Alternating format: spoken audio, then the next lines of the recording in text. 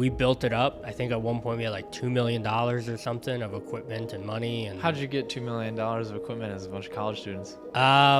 An idea. I think it sadly after COVID blew up on one of the rockets, and I walk into this room and we booked a room. I don't know why, and it was like standing room only. And like I'm still an engineer. I'm not that stand up in front of people and rally the troops, but my hand was like shaking like crazy, and I was like, I just got to do this. In those conversations, what did you learn? Because it seemed like I'm thinking about this and like, man, going and talking to NASA as a college student, I like right now I wouldn't know what the hell to say. So how do you navigate these kinds of conversations and walk away feeling like, yeah, I push the needle forward somehow? Humility with yourself. The truth is I went and worked at Boeing and it sucked. It was like the worst experience of my life. Welcome back to the Noble Lore Podcast. This episode of the Noble Lore Podcast is brought to you by Noble Lore. What do we do? Well, we are the record label of podcasting.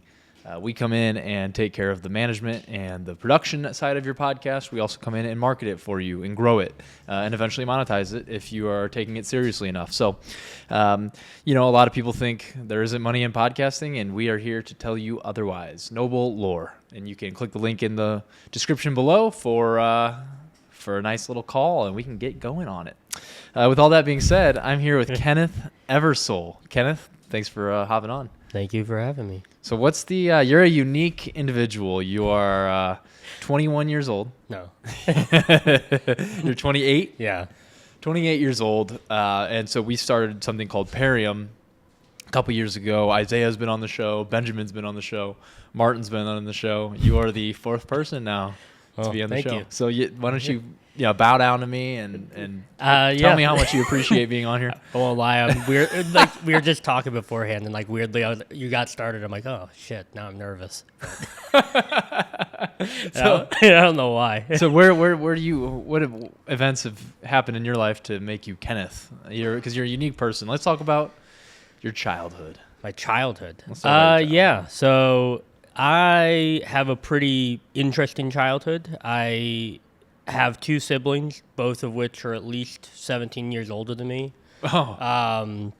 My mom is almost 70, which is awesome, but it comes with a lot of complexities. And when I was 4 years old, my dad left. It's kind of a wild story about that as well. Like my siblings were my dad and their dad were childhood best friends, and it wasn't like in a bad thing. They were my siblings' parents were married for almost 15, 20 years. Life happens, things move on. And then my mom was working, kind of raising two kids on her own. And my dad came into her life, and they knew each other, and time went on. And it's kind of fun that I came into their life, but he was a barge hand, like a barge engineer. And for people that don't know how that life works, it's very rough. It's a great life if you need to get out of town, but that's the problem. You can't really raise a family or be a good, honorable person at times. And he would go off for 3 months on end and come off the boat with money in his pocket and go buck wild and stuff like that. And eventually, and he has his own full litany of traumas and stuff. His dad was an alcoholic, and mom, super hard, mean German woman. And he was like 4 years. I was 4 years old. I don't remember. It's not some traumatic story, but it was like my mom always says what he would mention if he's like, oh, if I can't be a good dad, I'm not going to be a dad at all. And it's like that shaped my life for a very long time. Because while he left my life, a lot of people's stories kind of in there with father figures. But I was very lucky that I had my grandfather, my brother, who is 16 years older than me, or almost 16 and a half years older than me. I have a brother-in-law who's 20 years older than me. I have wonderful uncles and stuff. So it's like I don't have a dad, but I have wonderful men in my life that kind of represent different versions of a dad that you'd want throughout it. And yeah, that's what shaped me. I grew up in a wonderful town. I used to not like it, but Alton, Illinois. And that kind of culminated with, I guess leaving at some point if you want to keep going and ramble. But so if I can't be a good dad, I don't want to be a dad at all. What do you take away from that? Because that's a very interesting thing to say. I mean, like whenever you're 15 and you are like 10 and you're like, I want to build a tree house, and like you got to figure it out yourself. And I had a stepdad for a while there. He was a wonderful guy as well. He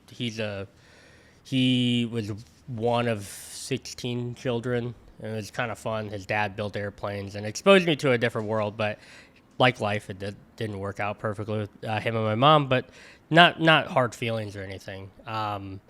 But the way that I take that when I was a kid, extreme frustration at times where you're like furious. Where I take that as a 28-year-old man, I understand. Because when you learn from that now is, his dad was an raging alcoholic and beat the shit out of him all the time. And would come home and do stuff. And his mom, because she lived with that type of guy, but it was also a time period where even though he was not the breadwinner, she was, didn't leave him. And she raised 3 children, and they all have their problems. And you get a lot of trauma from that. And his view of it is like, if I can't be the dad I want to be, it's like, I'm just going to let him be free. I actually think it as a weird way, like a very honorable thing to my mom, where he's like, you'll probably do a good job. I'll probably taint him. And as I get older and I've gotten to know and hear stories in the man, because he did kind of come in my life when I was 17 a little bit, and then he passed away. But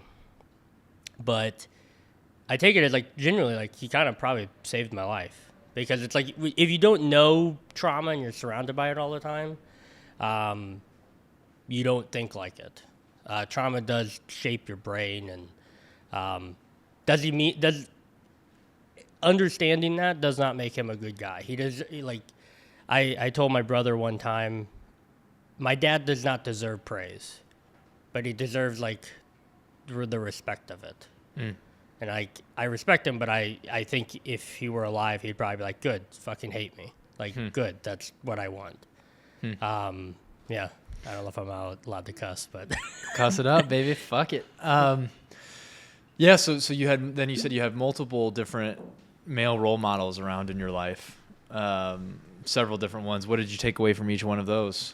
Like, I guess they had been in your life, but I guess, what do you feel that you were missing? Like, had you had a father in your life, and what do you feel that you took away from the other male role models in your life?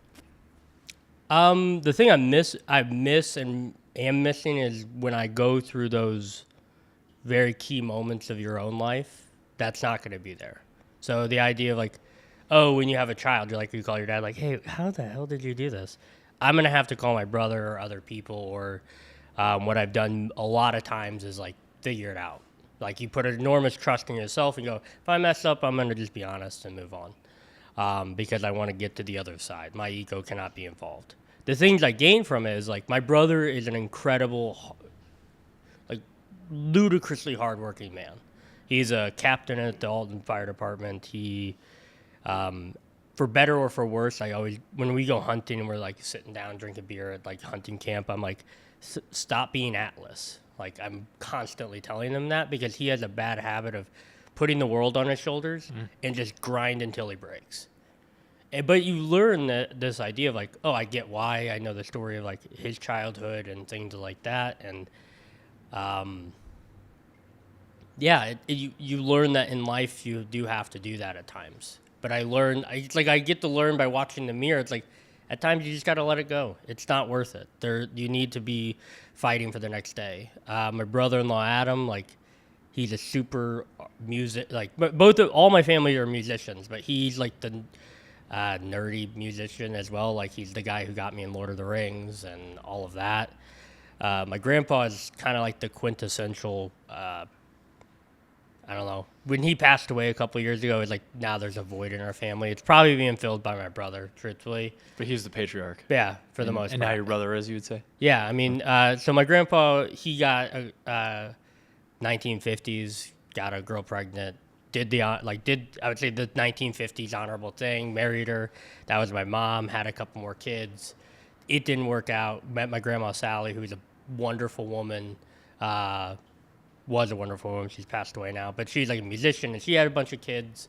and a couple like really young, like 6 months old, and he raised them like his own. And he was just an awesome guy. Like taught a bunch of people how to hunt, and I don't ever remember getting angry, but I could tell when he there's things I've learned that I'm like, oh, I'm like that, dang it. But yeah, he's probably the patriarch of the family. So Gotcha. and then I have like my Uncle Mike and my Uncle Steve, and just you learn a lot of things through the amalgamation of men in your life. So. And then, so growing up, you don't have a father, but you have a strong mother. And then you're very, tech savvy is not the right word, but you're an engineer. Yeah. What kind of an engineer are you, and like where does this interest spawn from? So my mom used to work midnights all the time. I think this is where I think it comes from, but it's probably a combination of this is my art form as well. But the real idea is it comes from growing up broke. So when things got broken or you need to fix them, there's not like you broke your Xbox, it gets the red ring of death, and you're like, I ain't getting another one. So I'm gonna call people up, jam a knife in it, stick a towel in it. Well, then you learn, and this is where like parts of my stepdad were great. Is the things around us are not magic, and we do have control over them, and there's also a massive aspect of curiosity. And when you remove like the human element, or like, oh, I can't do that, is like, okay, I can do this. I may not know it now, but I wasn't born in the world knowing anything I know now.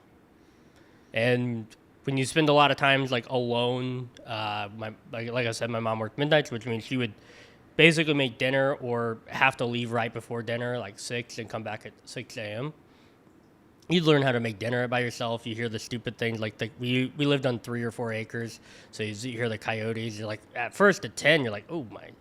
And you were by yourself essentially, right? Because your brothers were so much older than you. Yeah, I mean, like it's a very like I took a study one time in high school of like I have a lot of traits of an only child, but I also have a lot of traits of the baby of the family.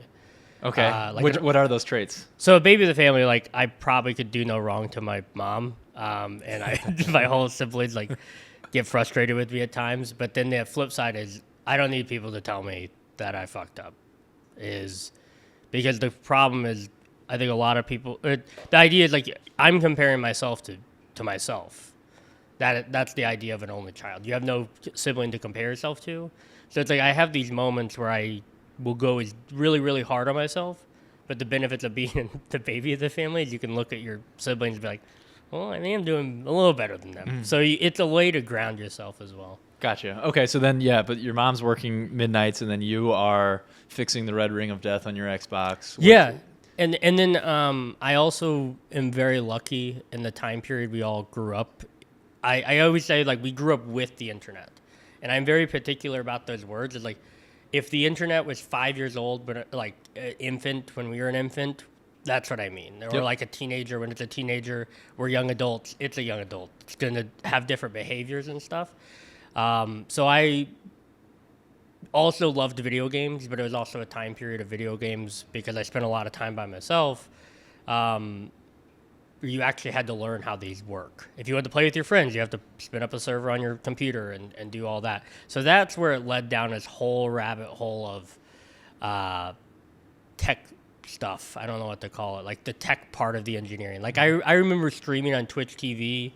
It was actually Justin TV like 2 months prior, like streaming Minecraft and stuff after buying it for $5. We gotta find those videos. I deleted them all.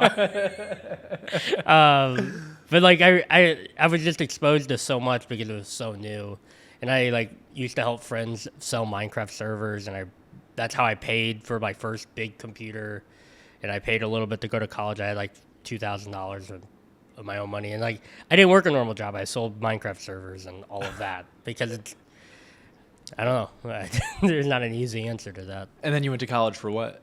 Computer science. Okay. Yeah. Okay. And to backtrack a little bit, so as far as like making friendships and things like this go, was that pretty easy for you being a... I weirdly have never had a problem, but I've also like not thought about it. Yeah. I just kind of do my thing and treat people kindly if I can.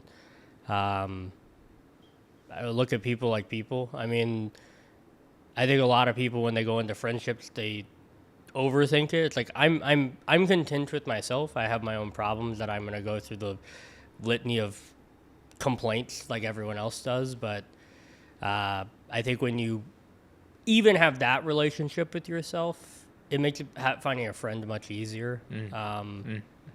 I would say weirdly I have not a worse problem. It's a great problem. I have a lot of people that confide in me and they give them advice, and that is a perplexion to myself. But I mean, it's not like I figured it all out. But Yeah, that's interesting because I think maybe I have this issue of like when I get into a new friendship. So, for instance, like I have the philosophy of context switching makes for a stronger friendship. Suffering together makes for a stronger friendship. And so I have this interesting problem of like, okay, I have a new friend. How can we struggle together? Like, how can I manufacture this friendship to be as close as possible, as quickly as possible? Mm-hmm. And I don't know, do you think there's an issue in trying to make friends quicker than normal, or is there a natural flow to it? I've never followed that philosophy of trying to like make it as quick as possible. I think it just goes with how it is. And I think as I've gotten, I hope to live for quite a long time, but as I've gotten older, it's like I realized being honest and nice and kind, but also stern, and having all these coupled together. And I don't know if there's a word for it, but I think that's where friendship comes in. Like, I mean, we've talked before, like I have my opinions about things, but I'm also willing to learn and grow. But at the same time, I think if it takes 10 years for really us to become friends, I think that's the better story to some degree, because it is the story. I don't want to rush through it and watch the movie in 5 minutes at 10 times speed. I want to take my time with it. That probably comes from my mom being a gardener and patience and all that. Being a gardener and and watching things that take time to grow. Yeah, I mean, some things like you plant in the ground, you're like, I'm not going to even eat a grape off this vine for 2-3 years. And with that, it's like, but that grape, it may be a grape, literally. Like, I've watched one grape come off this vine after 2-3 years, and like, it's pretty damn good. It makes a great grape. Yeah. But then again, you get more and more and more, and it becomes bountiful because you have this baseline of like, you have an incredible solid foundation that is unbreakable. You've mentioned in the realm of longer friendships and solid foundations, you have a pretty diverse group of friends, right? Like you have the more left-leaning friends, more right-leaning friends. How do you, if you were a right-leaning person stepping into a left-leaning group of people or vice versa, how would you go about navigating something like that? Because it seems like right now, it feels like that's just not possible. So I think the beginning begins with, what do you want out of being whatever side you're on?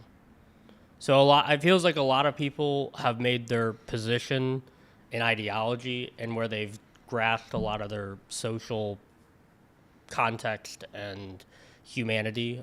We are very social creatures, and if the worst thing you can do in prison is not to put people with other murderers. I mean, they could die, but actually is to shove them into a hole. Mm-hmm. So I think the problem where we see right now is it's not that we have these sides, is that they become complete communities, and where people are grasping all like foundational aspect of what it means to be a human. So when you go into a different community, you have to ask, like, why am I even in the one that I'm in?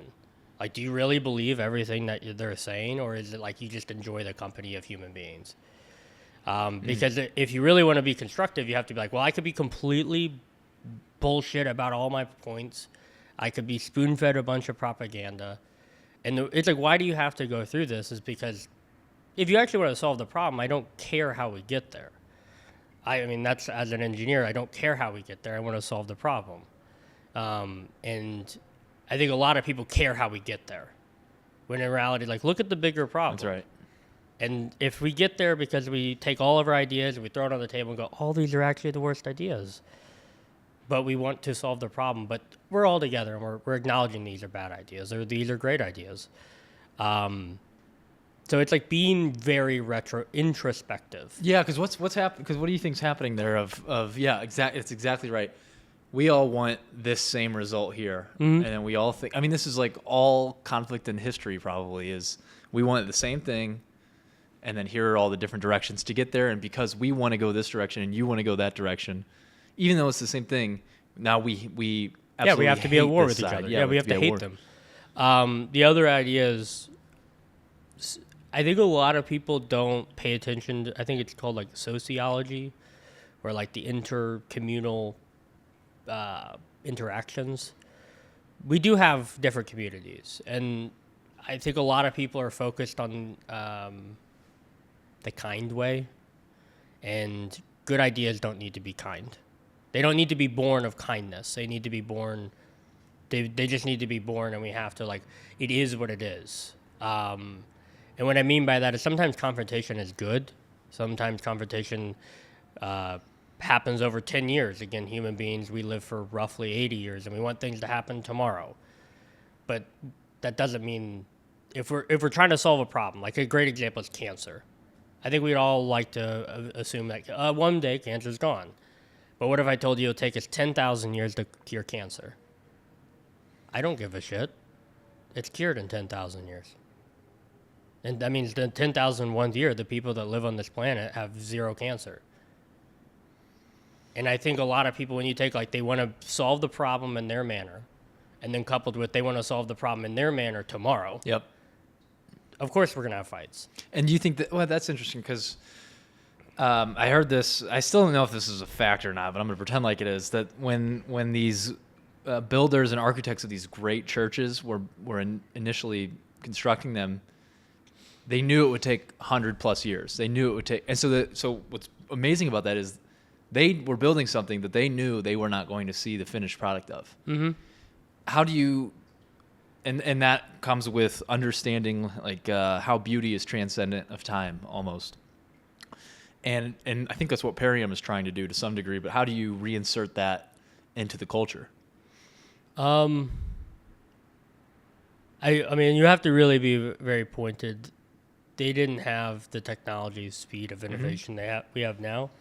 I don't know what to deal with that one. I mean, this is like showing my cards. Like, this is a thing I grow up with, and as I grow up with it, the more I respect it. But respect means I also don't like it, but I also love it. Like, that's the way I've captured that. Is there's parts about it that I'm very critical above it, and this is one of them. I think it's forcing people to think in like hours and seconds, and not years and decades. So assuming that trend continues, are we going to get to a point where we need solutions in under 10 minutes or else? Maybe. Yeah. Unfortunately. I mean, there's interesting trend lines that you're seeing with little children that are genuinely concerning to society. Like, some of them can't read very high-level books. And it's like, why is that important? Because if you ever... I mean, like, I don't know if when you were over at my house, like, I have a book about, like, a textbook on, like, quantum computing, because that's a different subject, but the idea is, like, that's not an easy book to read. When I open it, it's not easy. I have to spend hours understanding it, and I have to think about it for days afterwards. That's not a 10-minute thing. So the answer is I don't know. I mean, I would love to believe that we can counter it, and I think we have to, and I think the way, if I have to design an outline like right now, it would be, you have to show people that there's more value in not getting the 10-minute answer. There's more inspiration, there's more humanity, there's more, like, whatever. There's more value to them as a human being in not getting the 10-minute answer. And I think there's somewhat trend lines that are very encouraging. Like, there's a lot of people that are like, cell phones suck and all that, and it's a very interesting dichotomy as well. Like, they're also very great, and that's why I'm like, I love them as well. So in the way that you would read, like, quantum computing, did you learn to digest things that way in college, or did you figure that out on your own?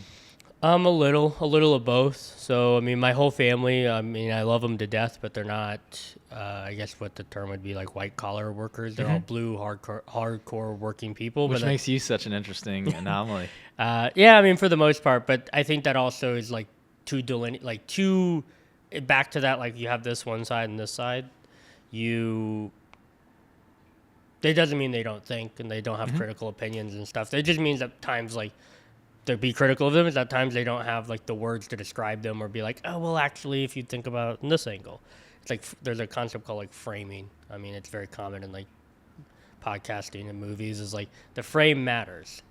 So I learned a little bit about it. I mean, I don't think college is for everyone, but I do think it is for some people.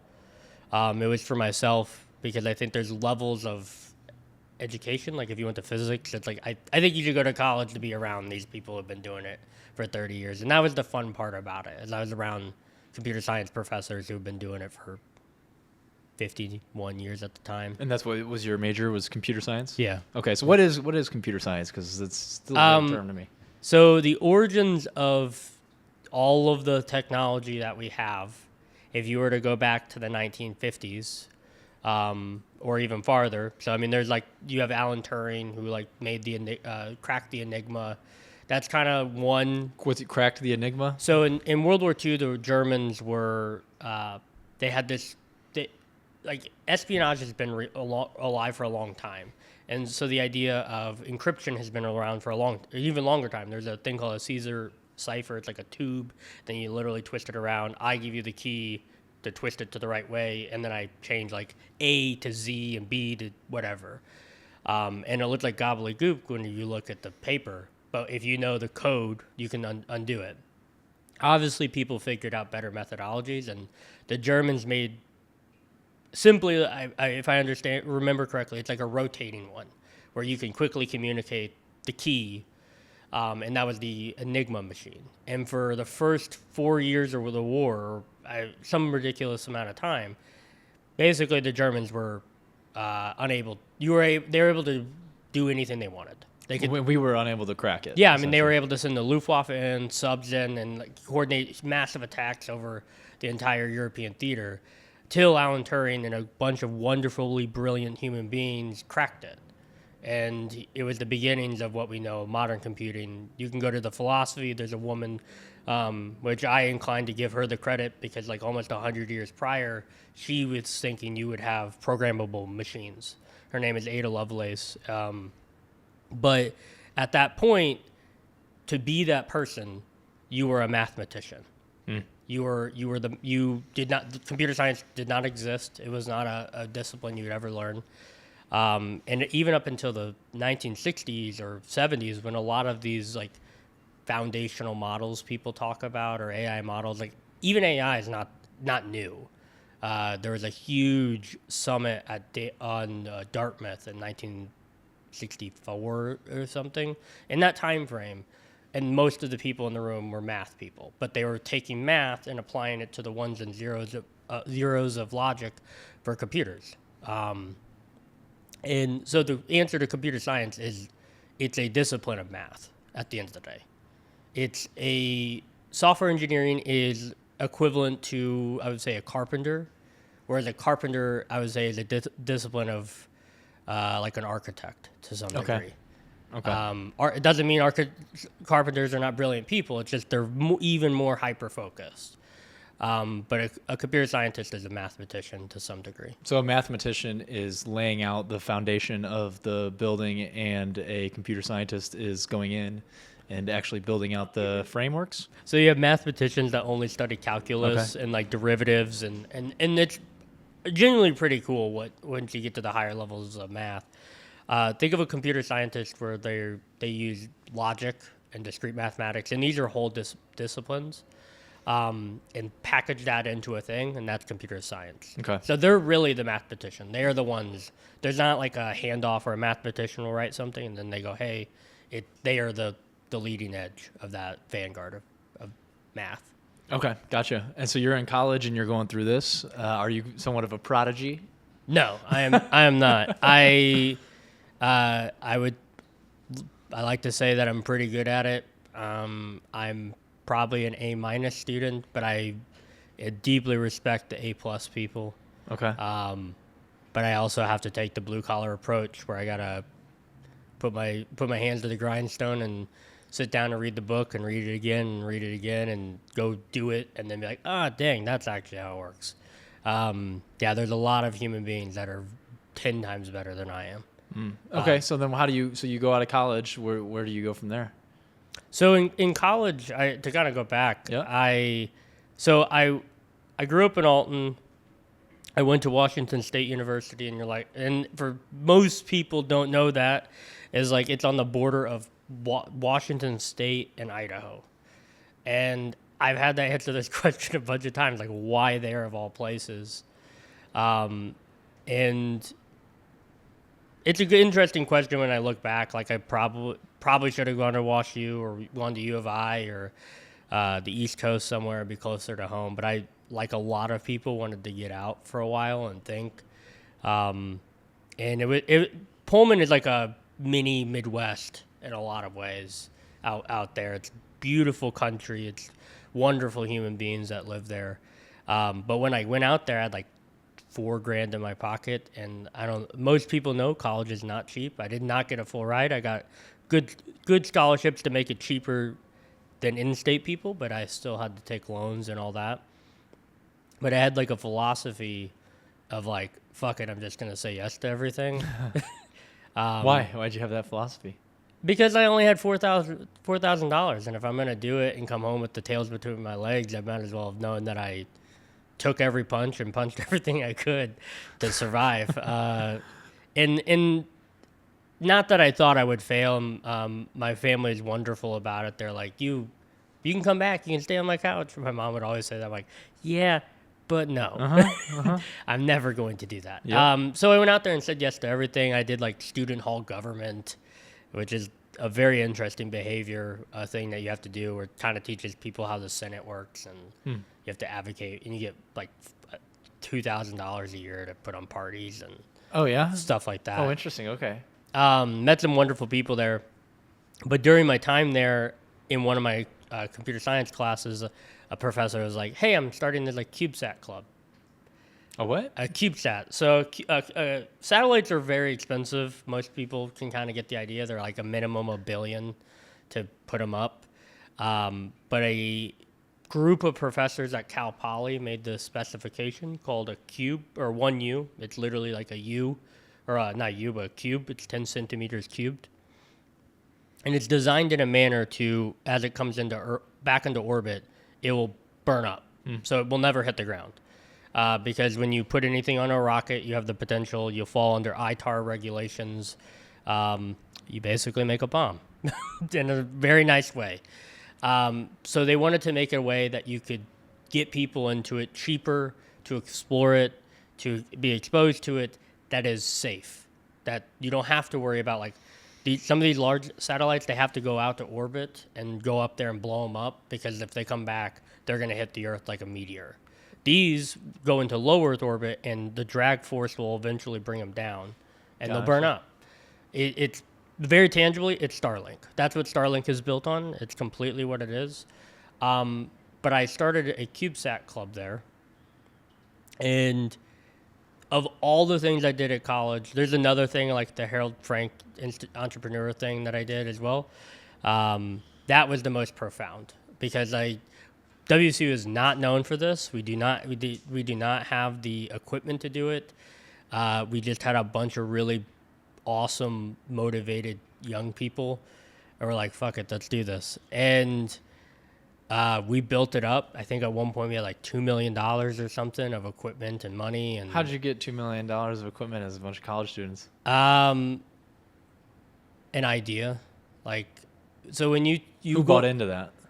At one point, we had like 150 people in it as well. Professors, people in industry. Like, I think a lot of people want to believe in a lot of things. And when you give them a thing with the idea of like, oh, I'm going to will this thing into existence, and we're going to do it because these are the XYZ reasons and blah, blah, blah. And there's foundational logic to it. This is not witchcraft to some degree. Yeah, I mean, I think most people are very romantic at heart. Mm-hmm. They're still children to some degree. So you have to show them that it's not magic. I think so. I think there's a tangibility to be like, we can run with this. And the CubeSat thing is like, we would tell them, like, I didn't lie to anyone. We wrote the grant. We had a launch to go to, I think it sadly after COVID blew up on one of the rockets, but I was very open about being like, the whole purpose of this is to build the foundation of everyone to coming together and building a system and building a ground station and raising money and getting equipment and getting a lab. And people who get mad at me, I'd be like, this thing can go up there and literally be a paperweight. And I'd be like, we did it. We won. Because people are like, we can put ion thrusters on it. We can put like plants into it. And we tried to do some of that. And that's probably where we got over our skis. But no, you have to. One of the best things is when you make people believe in themselves. Because that was the other part of it, is I would tell people, like, my job, because I was the CTO of it. That was the other thing. We didn't want to run it like a club. We tried to run it like a business, which is a lot.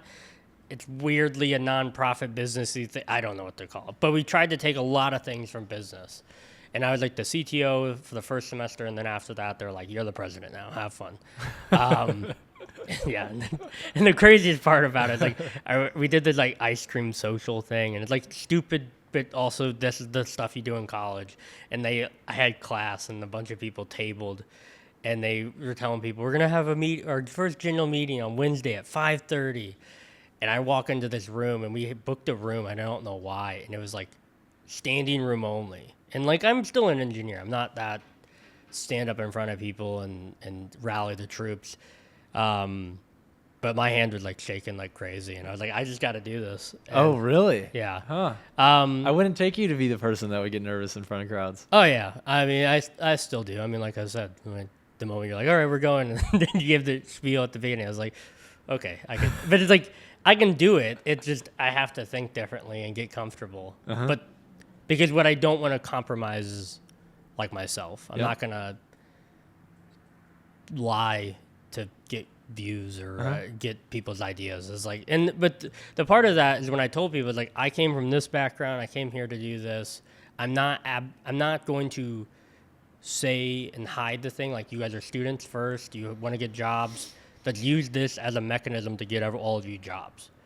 Like, if we go up and fail, and people are like, we're not going to make it fail. It's like, that's the cool part. Where you're like, I'm going to lower the expectations. And they're like, nope, we're going to put them right back where we want them. But the most proud thing I have about it is, like, I would track where people got internships, or when I had meetings with Blue Origin, I'm like, I got like 10 people that don't go to the classroom. Don't ask people what, like a professor, who the best people are. Like, just talk to me. I know 5 people that want to work at your company, and I know 4 of them could go full time, and one of them is a absolutely brilliant freshman. And a lot of people did follow that. Like, I went and talked to NASA, and like I know a bunch of people that went and interned there that, very frankly, like, because WSU where it's at, they completely got looked over and things like that. Really? And it's sad. And they're brilliant human beings, and that's the thing I pride myself more. So in those conversations, what did you learn? Because it seemed like, I'm thinking about this, and like, man, going and talking to NASA as a college student, I like right now I wouldn't know what the hell to say. So how do you navigate these kinds of conversations and walk away feeling like, yeah, I pushed the needle forward somehow?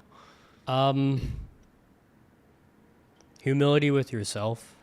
I mean, they could be brilliant people. I think that's a big aspect, is being like, I don't know what I don't know, and I should genuinely be interested in what they say.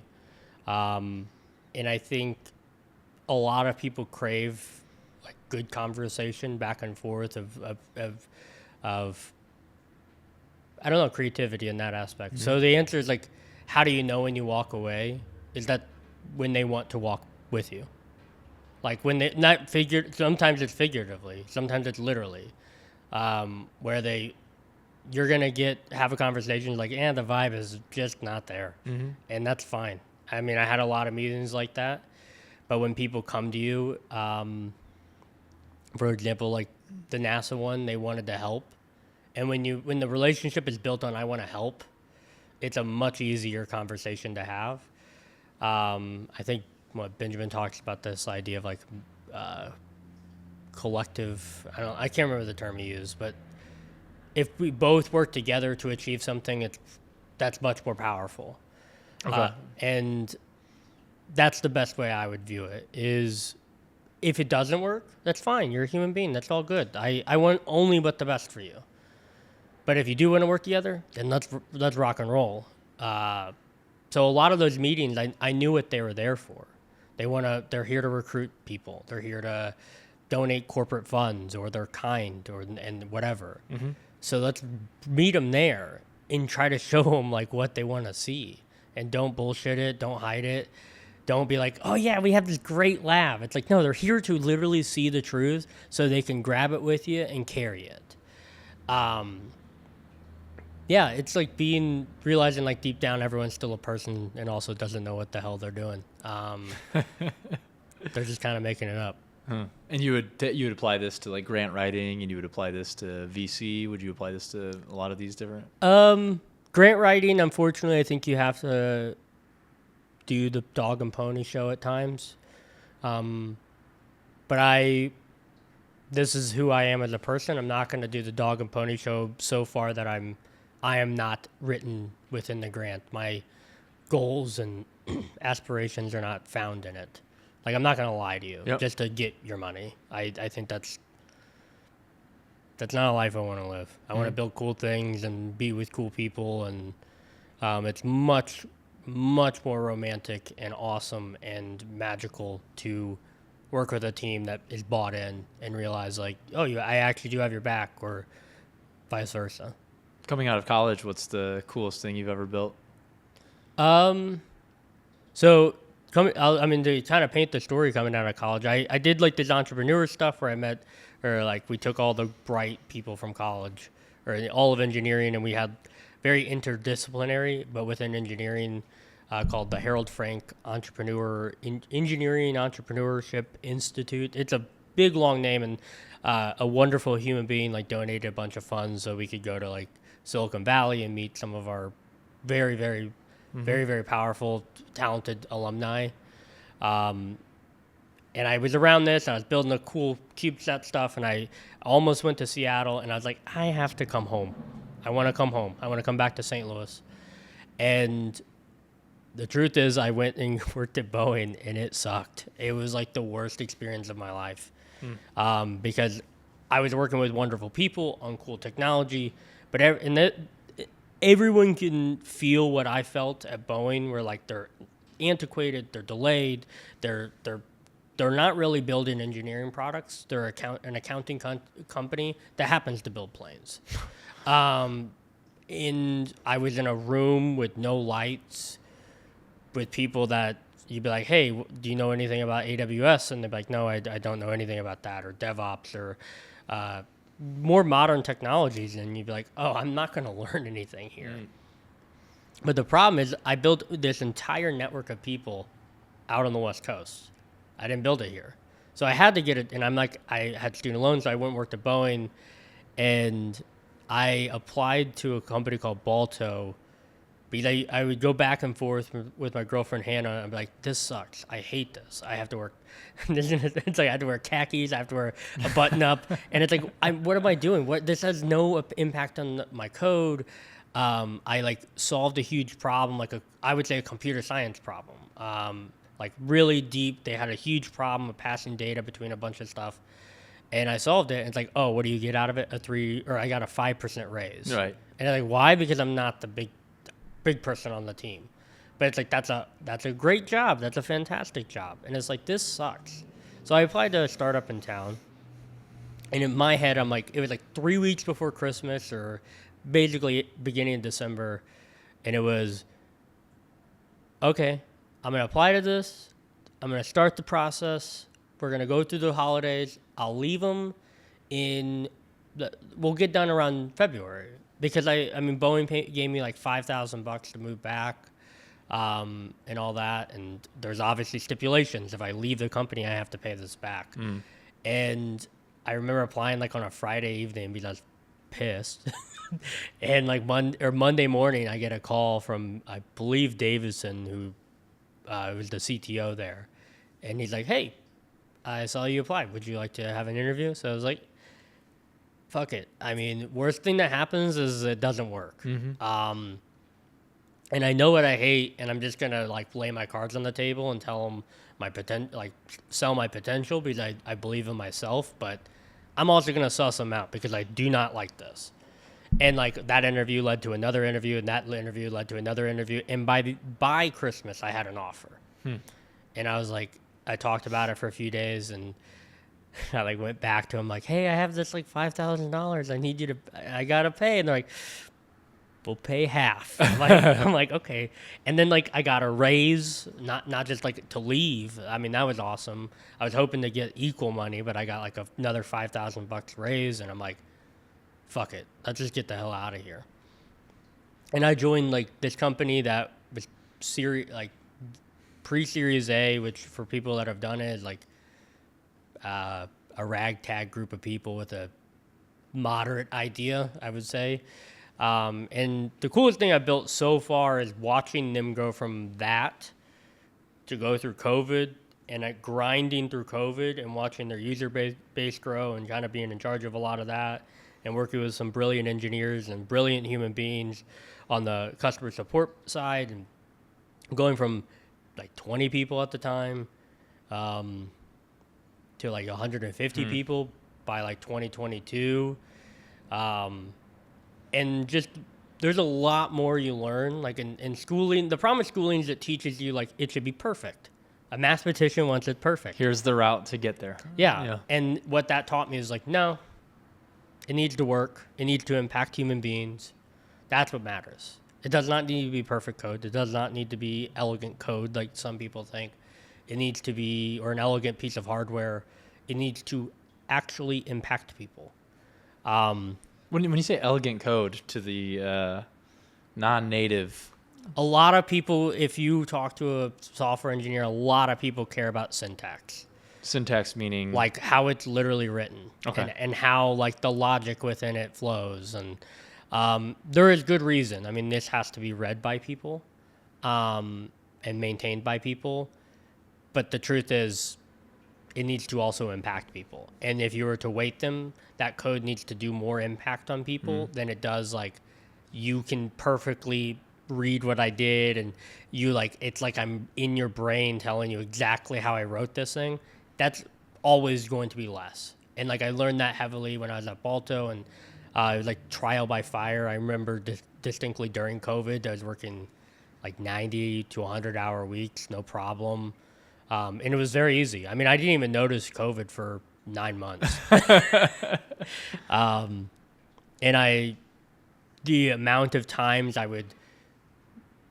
we'd do one thing to release a product, and then I would bake in 3 or 4 great things. So in two steps, it's a step that we can go to and improves things. And we did a lot of stuff. And so that's probably the coolest thing I've built. The most like, I have a lot to learn built is where I work now at Cloudflare. I work with some of the most brilliant people, and the scale that we operate at and the impact of the world is at moments mind-numbing. I mean, so describe this. Cloudflare, and you started working there when?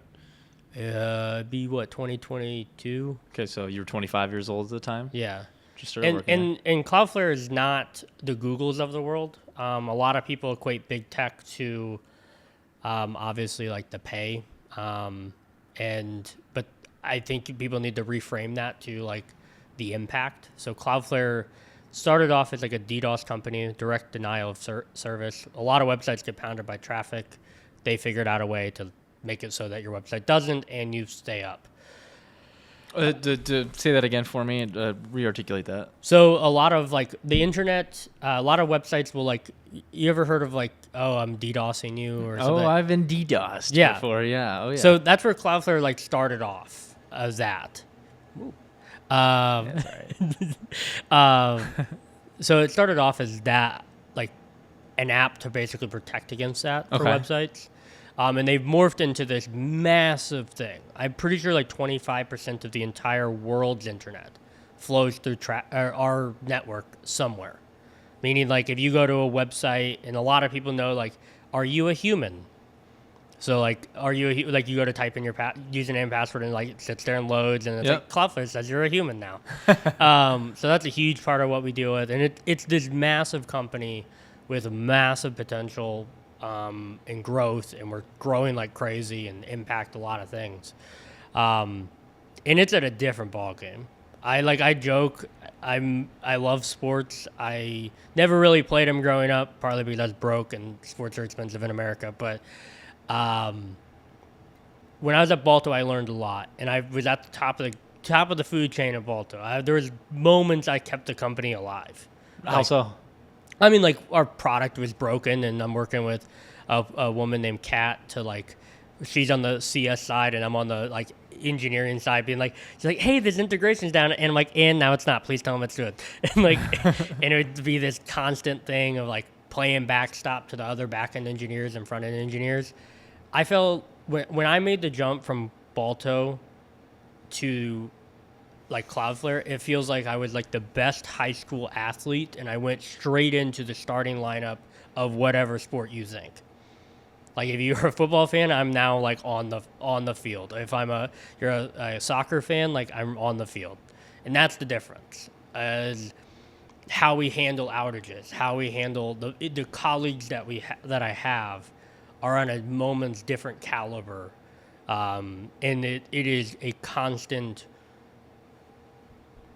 realization of like, holy crap, I know something, and then you get humbled by your coworker, like, no, you know something. I'm awesome. I'm very blessed to learn. Like, there's a programming language called Rust, and there's a very integral library in it called Tokyo. And when I talk to friends and other colleagues about this, like, yeah, I use Tokyo all the time, blah, blah, blah, blah, blah. I work with the maintainer of it. Okay. Like the guy who made the thing. So the questions I get to ask and you learn are much different in the world. So, yeah, I can't remember your question. That's okay. So you're dealing with, I mean, we talked about this over coffee. The sheer number of inputs going through what you're dealing with are in the trillions, right? I mean, and so I think it's like almost impossible for our brains to even comprehend a trillion of anything. It is impossible. So how do you do it? So first off, like you acknowledge that, like I can't sit here and literally think about that. I mean, there's 36,000 seconds in like a day or something like that.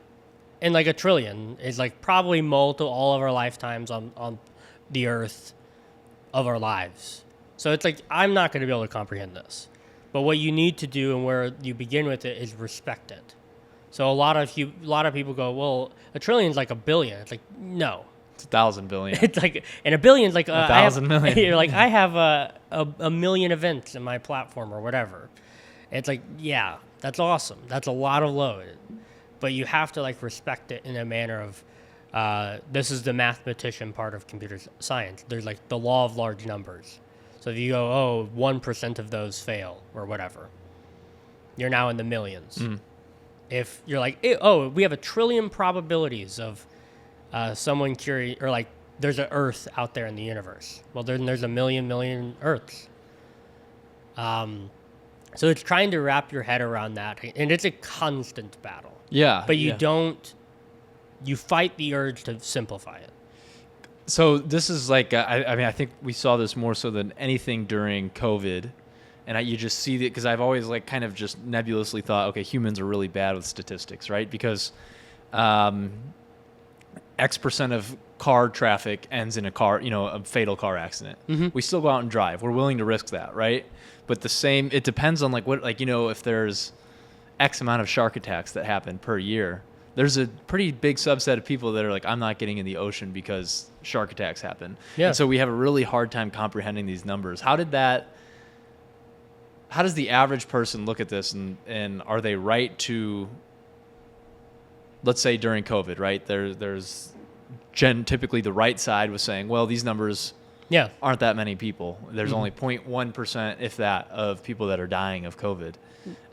Were they justified in looking at numbers like that? Or how would someone from your profession look at that kind of scenario? So I wouldn't say it's my profession, because I do think there's that people. I think this is a human problem, not a profession. Like I can give you the keys to the wisdom here, but Your profession being that you have the ability to, or at least work with massive numbers that we never see. So the way that I would begin with it is you have to ask what you want out of the data to some degree. So in the COVID example, or I'll use that one. It's like you could probably, because the problem with large data sets, you could probably find what you're looking for in it. Mm-hmm. I think when we talked over coffee is Social Security or Medicare or whatever. Like, let's just pick the most controversial one, like food stamps. A lot of people think everyone's abusing food stamps. Well, the problem is, of course, there's people on food stamps abusing it. Why? There is that many people on food stamps. And of course, there's people on food stamps that it's helping. I don't know the math terms for this. I wish I did, but it's the idea is that's not the question you should ask. It's which one is more powerful. Like, are the people on it doing and not abusing it, getting value out of it, benefiting from it, greater than the people that are abusing it? So in the COVID one, the question should not have been like, oh, this is the percentage of people dying in COVID. It should be like, what is the impact of society because of COVID? And you have to, it's a very massive system within multiple systems, like the stock market, like other private economy, human health, human psychology, children health. And this is why people grab one data point and do it, because when you have a complex system built of other ones, the answer is that it gets lost really quickly. Mm-hmm. And they, myself included, being lazy, it takes quite a bit to decide, okay, I understand this one concept, but if I really want to understand this, I have to go and search 100 other things to truly understand this. Yeah, it's a classic problem in distributed systems. Like the average user, when they see Google, like Google search or ChatGPT, it feels like one app. I promise you it's probably like 1,000 or 10,000 servers and computers and human beings working as a beautiful orchestra to have that one ChatGPT page pop up for you. And yeah, I don't have a clean answer, and I wish I did, because if I probably did, it'd probably be incredible. But it's like, you have to realize, like, things are, respect the complexity. And I think that's the beginnings of it, because it makes you a better human, in my opinion. When it's like, I don't want to simplify it. Life is not simple. I am not simple. I don't want people to deduce me to one single data point. So I have to live that life of, I could be multidimensional and complex and various different things. So if Cloudflare were to shut down in this very moment and we walked out that door, how would society be different? Oh, it'd be terrible. So technically it did in fall 2023. We had an incident, and I can thankfully talk about it because it's like a written blog. We had a data center in Portland go down due to a power outage, and that was a nightmare scenario for the company. And the scale that we quickly realized in the part was like, oh shit, Cloudflare is huge. You had like things like O'Hare Airport, you can't fly. Wow. Parts of the government would be down today. Because what's happening specifically in there? Why, like, you can't fly because you wouldn't be able to like get I believe, I can't remember correctly, but I think it's like the ticket counter and then like the information for the pilots. Okay. Yeah, I mean, it's a massive amount of things. So O'Hare would go down, parts of the government would go down. I mean, large companies would go down. The internet would look a lot like, I think Discord was one that people were like clamoring about. That was a big one that I was getting yelled at about. Someone like on Facebook, or not Facebook, but LinkedIn reached out to me. It's like, why is it down? I'm like, I could tell you, but I'm not going to. Oh man! And so you're still there now. Yeah. And you're happy there, but kind of if we're fast forwarding or backtracking or whatever you want to call it, you've recently come to join Perium now. Mm-hmm. And then I'd be curious, like, when you first heard about Perium, was it to you? What is it now? How did you look at it, and how do you look at it now, if you were to describe it? I would say I look at it the same way, but the way I looked at it before is a group of young men who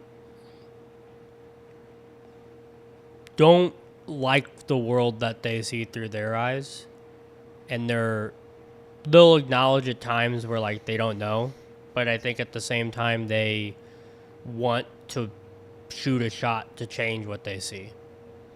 And it's like, why do I find that interesting? Is because I my whole life has been that, where it's like, I don't like this, I'm going to go change it. And why? Because I don't really give a shit if I fail.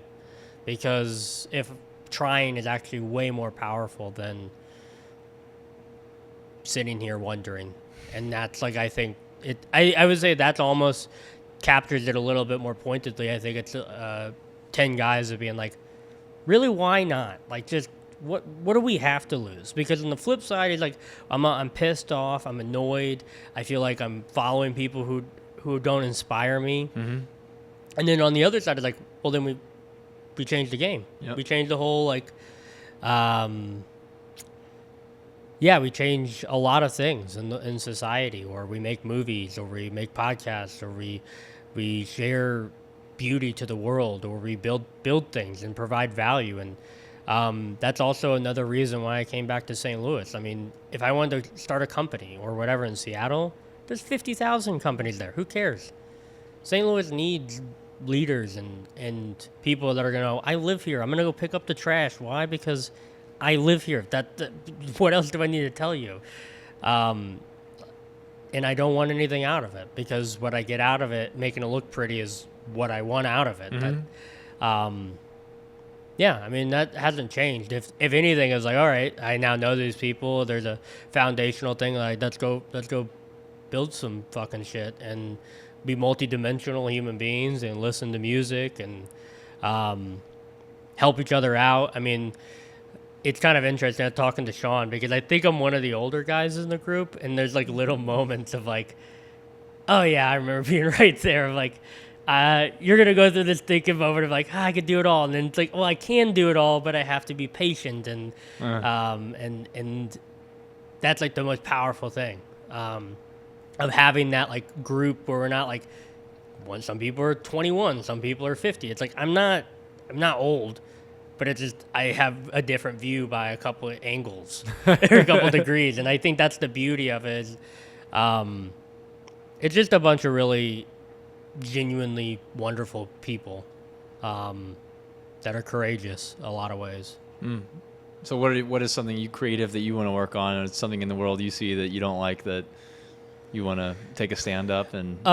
So first, like the thing I want to be is I want to be multidimensional. I mean, I helped our buddy Sean, like, I guess I executive produced is the formal way to say it, but that's right. His movie. But I want to do things like that, and then at the same time, I kind of want to own my own destiny. I've worked with a lot of wonderful people.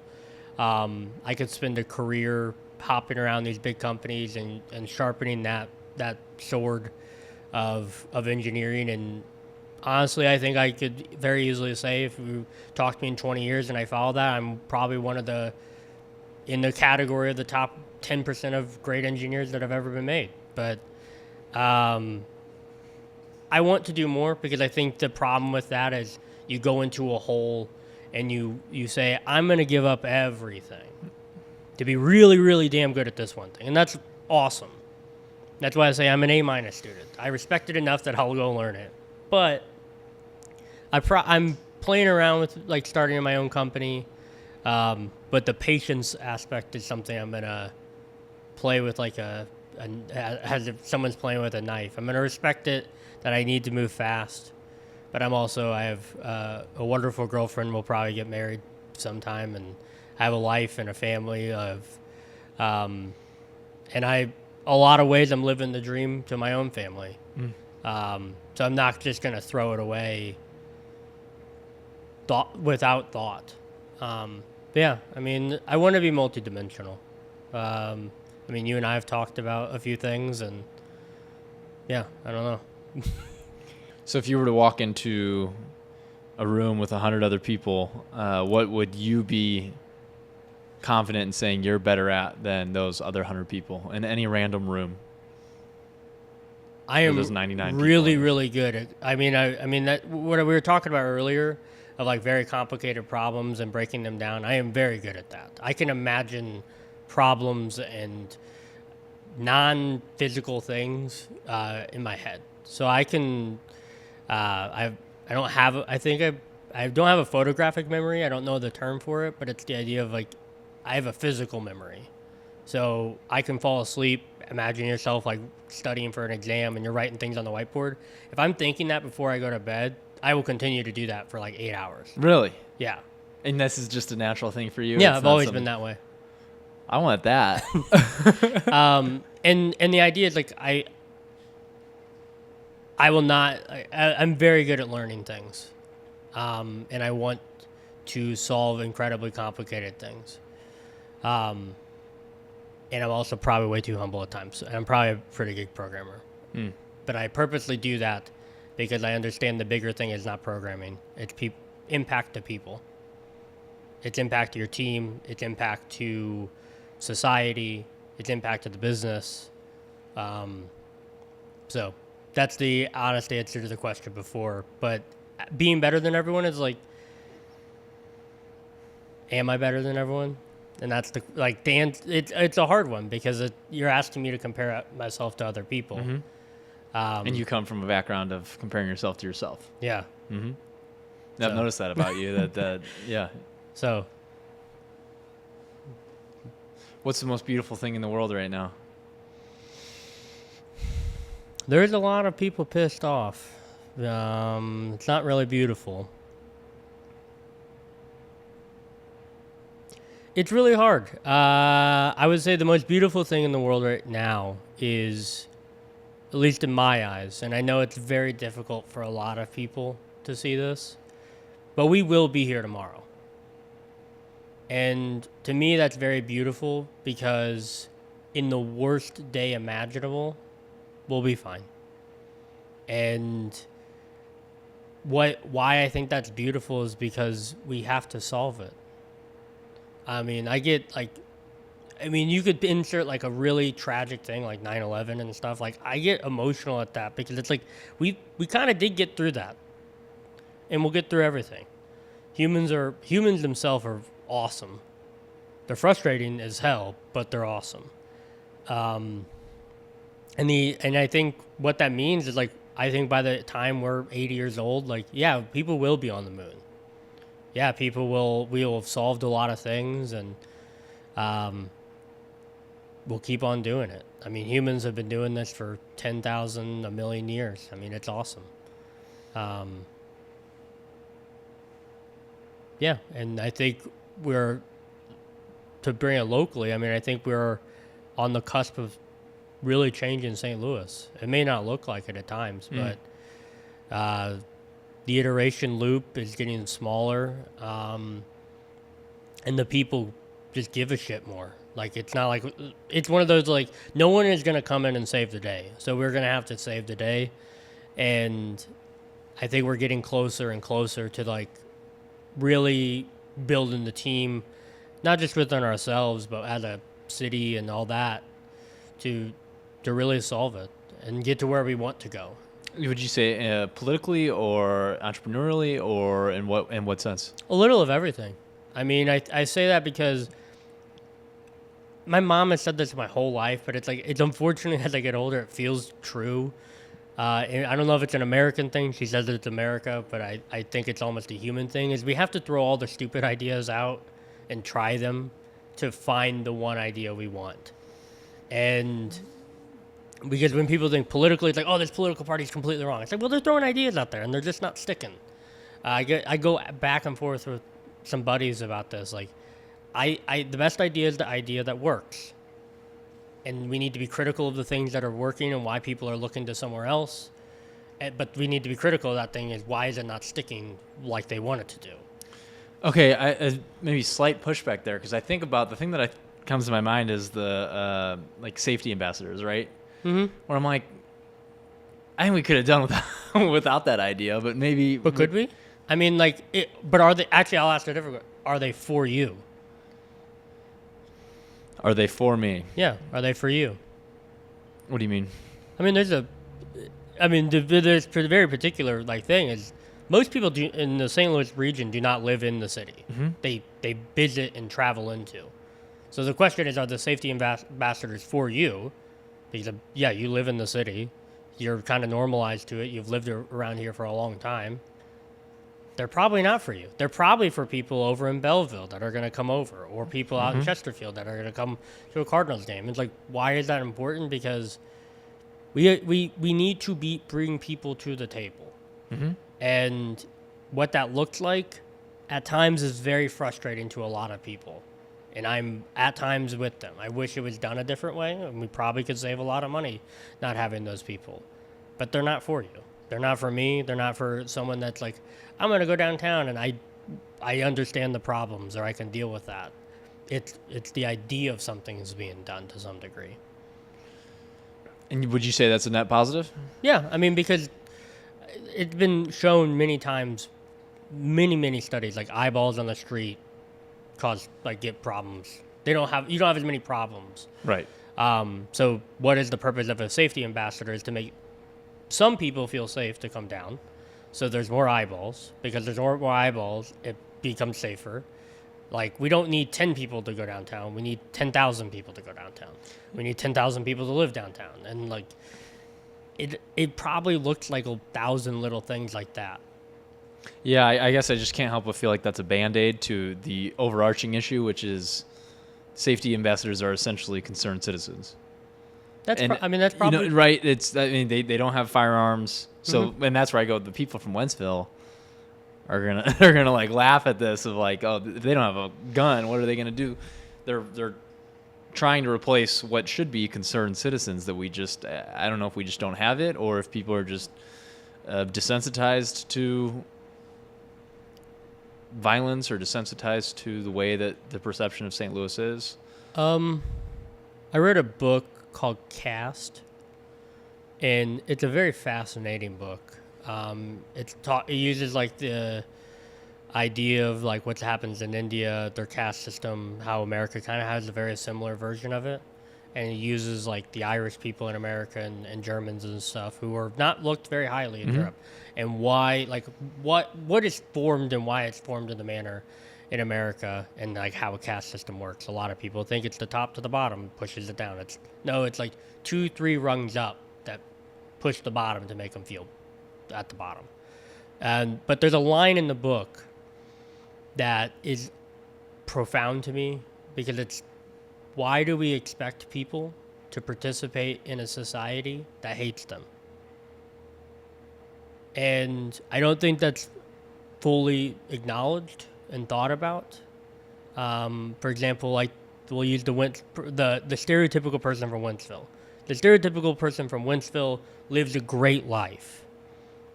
A stereotypical person from an inner city impoverished neighborhood does not live a great life. And the society that they've grown up in hates them. They do not like them. They're looked down on. They're the problem. They're not a person who's committing crimes because of 18 years of neglect to the society and they have no job prospects and blah. There's not 1,000 reasons why they are who they are. So the rules of engagement to their interactions to society are going to not be the same at all. So by their standard, by everyone's standard, their standard of interacting with society is appropriate because they're doing it. We don't run around without clothes on because you yourself find it inappropriate. And the reason why I think this is important to talk about in the context of St. Louis is you are completely correct. It is a Band-Aid solution. But Band-Aids are actually an effective tool to stop some wounds. What we're trying to acknowledge and talk about is, how big is this damn wound? Is it a Band-Aid that's required? Or is it gauze? Is it a tourniquet? Is it we cut the limb off? What do we do? But Band-Aids are a tool. They are a tool. Is this an appropriate tool for the job? I don't know. But I do think we do have to begin with the idea of the people who have a decorum and a expectation of what society gives them is unequivocally false for a lot of people. And when that rules of engagement change, of course you have people break into cars and people are like, why'd you break into my fucking car? It's like, well, because they have no money at home. Like, if you begin to understand this, or this is just the rules of engagement and normalized in their pocket of society. And I'm not trying to normalize it. I want to understand it. It's the beginning of like this complicated problem. Let's understand the bits of it. Because I want to solve it. I think the answer is like, I want these people to be engaged in society so their lives are better, because if their lives are better, my life is probably going to be better. Mm-hmm. It's not a pie that we have one pie and you take a piece. What we need to start to do is like, there's that stupid saying, like you teach a man to fish, he can fish for his life. It's a great saying. But it's like, that's what we need to do. And these people, a lot of people who grow up in very poor neighborhoods, which St. Louis is, the east side where I grew up is like, people complain all the time about North City. North City has eyeballs on it. East St. Louis is fucked. Granite City, like these are parts of the region that people do not acknowledge. Mm-hmm. And these are people. I mean, I've gotten into arguments when I was in college. People are like, oh, you're from a red state or blah, blah, blah. Like, you should just not care. And I'm like, well, first off, people do live there. Like, when people see these horrible conditions, like, people live there. Yeah, it's a very much of a ramble, but it's like we need to acknowledge, like, they are Band-Aid solutions. But the purpose of them is not without good intention, and we maybe just need to change to gauze. What's the most important thing that young people should be paying attention to right now? Their local community. How do they do that? Get the fuck off their phones. Like, I say that crassly because it's like, I have had ad nauseum, I mean, since Trump was elected, conversations basically like the world is going to end. Mm-hmm. And it was like, guys, it may look horrible. It could be bad. I don't know. If anyone says like he's going to save the world or this is going to happen or the world's going to be bad, they're liars. No human being can predict the future. It could be terrible in a year. I don't know. But I do know I've read enough history to say, like, even in the worst moments of humanity, people laugh. People cry and at their friends doing stupid stuff. They listen to music and all that. And the point is, like, you have to get local because it's the thing that actually will impact your day-to-day. Yep. And I don't even mean politically. Yep. I mean, like... Trash on the street. Trash on the street, you know... Go talk to people in your local grocer. Yeah. like go talk to people in person and do that, because I find more joy in it. If you find that you get more joy out of like staring at your phone all day and messaging people on Instagram, that's fine. But people might say that, but they don't. I've been not proven wrong about my opinion. And if anyone does have a different one, it's like, let's actually talk about it because I might be wrong. But I'm glad you said that though, because this has been actually starting to become a reoccurring theme of my guests, is that specific focus on your local community. Focus on your local community. I couldn't agree more. Yeah, I mean, I think we're community creatures. Yep.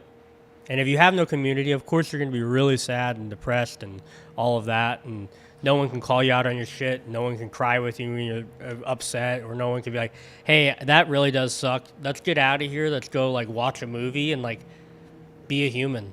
And I think we have too much of people just locked away in their own little pocket of aloneness. Yeah, it's a horrible reoccurring cycle, because it's the further outside of the Dunbar number you get, the less nuanced you have to be, because the less consequences you have, because people are further removed from you. And so when you focus on your local communities, it's enabling and forcing nuanced perspectives, because you have to think about, what are the consequences of me saying this if I say I hate 80-year-old ladies and grandma down the street. I'm going to have to see her at Sunday dinner next week. That's going to be a problem. Yeah, and I'm curious, do you think we are bringing the outside Dunbar number, the behaviors we have, we're bringing that into the Dunbar number? That's an interesting thought. I can't say I've personally seen it yet. Like anecdotally, every interaction within that number or within these local communities, it's civil, it's respectful.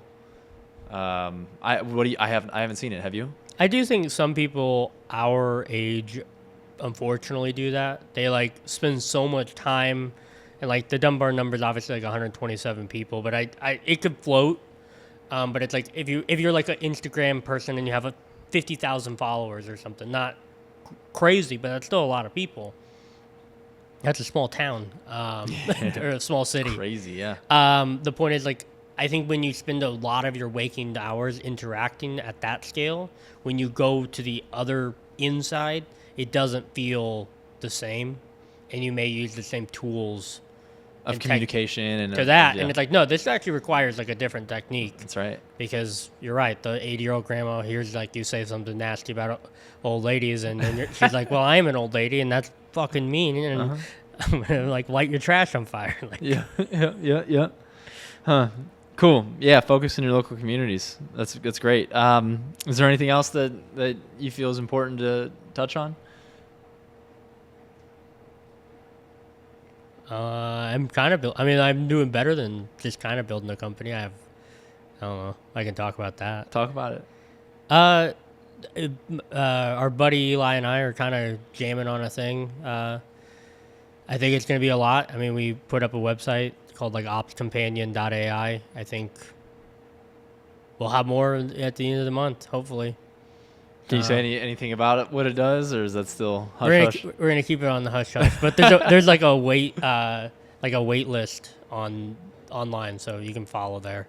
Cool. But yeah, as I tell a lot of people, we're building the dream team here. So I've seen a lot of startups in St. Louis try to do something, and it's not built with the dream team. And I'm taking people that I worked with at Balto and other people I've met throughout life, and I really do think we're going to be onto something here and show that to St. Louisans, one, you can build cool shit here, but to the world, like, no, cool shit is being built here. Yeah, it is the dream team. So at a minimum, that's what I'm excited about with it. Amen. Kenneth? Oop. Thanks for being on, man. Yeah, thank you.